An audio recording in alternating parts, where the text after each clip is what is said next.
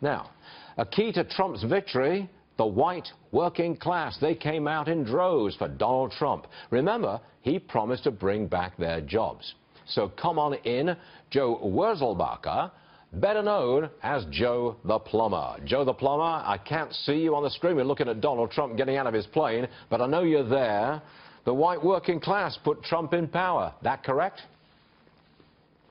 They had a lot to do with it, and I tell you what, like I told you before, maybe my numbers were a little high, but as I'm looking at exit polls and numbers right now, it looks like better than 50% of union workers came out, which no surprise to me in Ohio. Pennsylvania came out, Wisconsin. I mean, the union workers really gave a message to the union leadership that we're tired of it and that we want jobs. And the only way we're going to get jobs is somebody's going to work on our behalf. And Donald Trump didn't reach across the aisle. He just talked about, common sense solutions on how to make jobs come back to America. You know, in a speech before the election, a few weeks before the election, Trump talked about bringing back trade schools.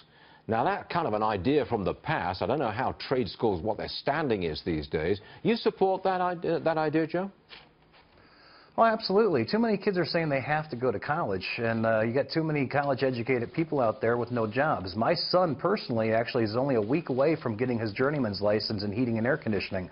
He makes a fine living. There's lots of good, hard-working, blue-collar jobs out there, and America needs them. That'll help our manufacturing as well. So Donald Trump isn't the first man to have that idea, but if he can promote that idea and make that happen, it's going to be great for America for a long time coming. But I've got the feeling that the elites look down on that kind of work. They want your vote, but they don't really respect and admire the people who get their hands dirty for a living. You felt that?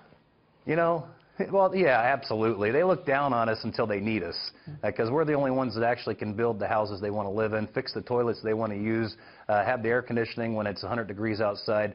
So really, the world doesn't get by without the middle, working class, blue-collar man. We're the ones that actually America was built on.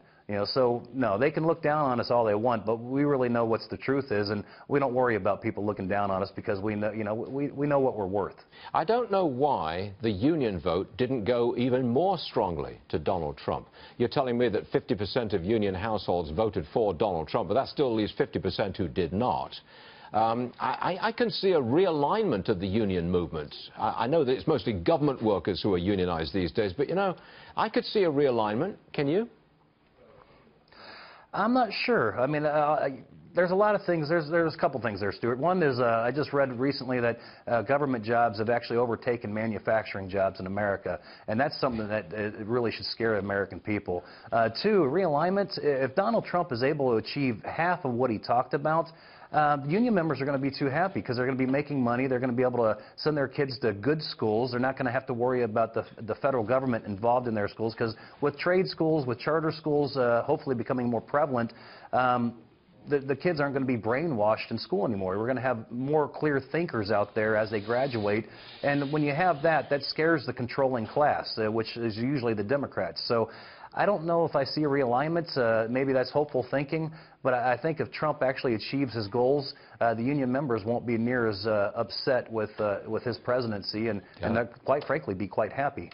Joe the Plumber, as always, thank you very much, sir. We will see you again, I'm sure. Thank you very much.